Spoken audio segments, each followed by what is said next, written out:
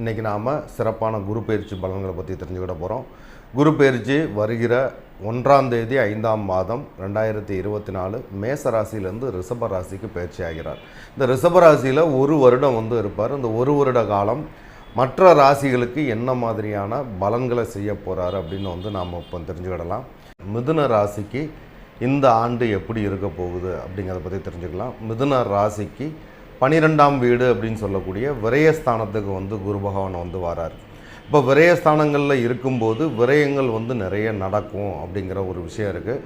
பொதுவாக குரு 6, 8, 12 மறையக்கூடாது. அப்படி மறைஞ்சார் அப்படின்னா தெய்வ அனுகூலம் நமக்கு இருக்காது. ஒவ்வொரு காரியத்துக்கும் நாம் நிறைய சிரமப்பட வேண்டியது இருக்கும். அப்படிங்கிற ஒரு விஷயத்தினால தான் இந்த 12ஆம் வீட்டுக்கு நாம் அதிக முக்கியத்துவம் கொடுக்க வேண்டியிருக்கு.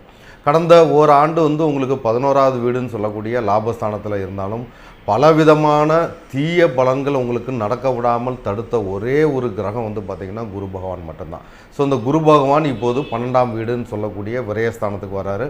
அப்போ மருத்துவ செலவு அப்படிங்கிற ஒரு விஷயம் இருக்குது. எல்லா விதமான சுப விரயங்கள் அப்படின்னு சொல்லக்கூடிய விஷயங்களும் நடக்கும். அசுப விரயங்கள் சொல்லக்கூடிய விஷயங்களும், அதாவது விபத்து, கண்டம், மருத்துவ செலவு, இப்படி போன்ற ஒரு பயங்கரமான ஒரு நெகட்டிவான விஷயங்களும் இருக்குது. அதே போல் சிறை செல்வது, மறைஞ்சி வாழ்கிறது, இந்த மாதிரியான விஷயங்களும் 12ஆம் பாவத்தை குறிக்குது. அப்போ நம்ம இந்த 12ஆம் பாவத்துக்கு குரு வரும்போது உங்களுடைய ராசிக்கு 12ஆம் வீட்டுக்கு குரு வரும்போது என்ன மாதிரியான பலன்கள் நடக்க போகுது அப்படிங்கிறத பார்த்துக்கலாம். அதனுடைய பார்வை பலம் ரொம்ப சிறப்பாக இருக்கும். அப்போ இருக்கிற இடம் மோசமான இடமா இருந்தாலும் பார்க்குற இடம் நன்மையான இடமா இருக்கும்போது நாம் அந்த மோசமான விரயத்தை சுப விரயமாக எதிலெல்லாம் மாற்றிக்கிடலாம் அப்படிங்கிறத பற்றி தெரிஞ்சுக்கிடலாம். முதல்ல பார்த்தீங்க அப்படின்னா உங்களுடைய 4ஆவது வீட்டில் 5ஆம் பார்வையாக பார்க்குறாரு. அப்போ 4ஆவது வீடுங்கிறது வீடு, வாகனம், சொத்து, சுகம், சொந்த ஊர், இன்வெஸ்ட்மெண்ட்டு, ஒரு பதவிக்காக ஒரு முயற்சி பண்ணக்கூடிய விஷயங்கள், இது எல்லாமே உங்களுக்கு குருவின் பார்வையின் அனுகிரகத்தால் கிடைக்கும். அடுத்து 7ஆம் பார்வையாக உங்களுடைய 6ஆவது வீட்டை பார்க்குறாரு. அப்போ 6ஆவது வீட்டை பார்க்கும்போது கடன், நோய், வழக்கு, தடை அப்படிங்கிற விஷயத்தில் நீங்கள் இப்போ இதை எல்லாத்தையும் நிவர்த்தி பண்ணணும், அப்போ ஒரு கடனை முடிக்கணும் அப்படிங்கும்போது நம்ம அதுக்கான ஒரு முயற்சிகளை நீங்கள் இப்போ மிதுன ராசிக்காரங்க எடுத்துக்கலாம். அதே போல் யாருக்கெல்லாம் குடும்பத்தில் கணவன் மனைவிக்குள்ள பிரச்சனைகள் இருக்கோ அந்த பிரச்சனை சம்பந்தமான விஷயங்களை தீர்த்துக்கிறதுக்கும் இந்த காலகட்டத்தை பயன்படுத்திக்கலாம். ஆனால் அதிகமாக பேசக்கூடாது. அதிகமாக பேசும்போது தான் பிரச்சனைகள் உருவாயிடும். ஏன்னா ஏற்கனவே 6ஆம் பாவங்கிறது ரணருண சத்ரு, வம்பு வழக்குகளை கொண்டு வரக்கூடிய ஒரு இடமா இருக்கிறதுனால குறைவாக பேசும்போது எந்த விதமான பிரச்சனைகளும் உங்களுக்கு வராமல் தடுக்க முடியும். அடுத்து உங்களுக்கு குரு பார்வை பார்த்திங்கன்னா 9ஆம் பார்வையின் காரணமாக உங்களுக்கு மகர வீட்டுக்கு வராரு. அப்போ 8ஆவது வீட்டை பார்க்குறாரு. அப்போ உங்களுடைய நோய், கண்டம், நீண்ட நாள் இருக்கக்கூடிய பிரச்சனைகள் எதெல்லாம் இருக்குதோ, அதாவது ஒரு உயில் சம்மந்தப்பட்ட விஷயம், சொத்து பிரிக்கக்கூடிய விஷயம், அதுக்கடுத்து நீண்ட நாளாக இருக்கக்கூடிய நோய் சம்பந்தமான விஷயம், நீண்ட நாள் பகை சம்பந்தமான விஷயம், இதிலெல்லாம் நீங்கள் ஒரு முயற்சி எடுக்கும்போது இந்த காலகட்டத்தில் நீங்கள் அதை சரி பண்ணிக்கிட முடியும்.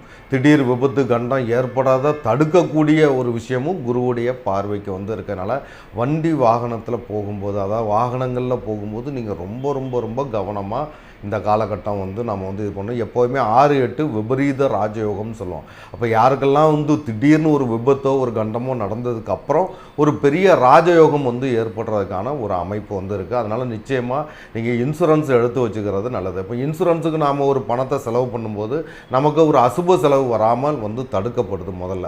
அதுக்கடுத்து எதெல்லாம் அநாத பணங்களாக இருக்காங்களோ அவங்களுக்கு ஏதாவது அநாத குழந்தைகள், இவங்களுக்கு நீங்கள் ஏதாவது உதவிகள் செய்யும்போதும் உங்களுக்கு வரக்கூடிய நெகட்டிவான விஷயங்கள் தடுக்கப்படுது.